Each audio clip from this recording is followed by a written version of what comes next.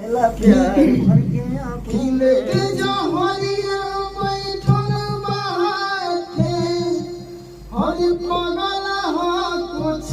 करिए जाई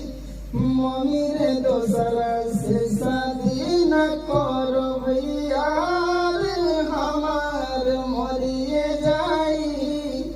मम्मी रे दोसरा से शादी न करो यार हमार मरिए जाई तिलक दहेज भले कुछ जानती है करी है छूछे विदाई रे दीवानी कसम खैले दोसरा के घरे ढोली हमार नहीं जाई रे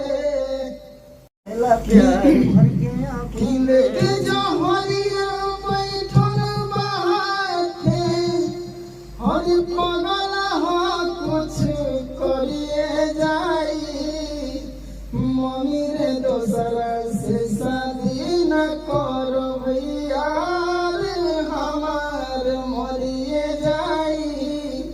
मम्मी रे दोसरा से शादी न करो यार हमार मरिए जाई तिलक दहेज भले कुछ जानती है करी है छूछे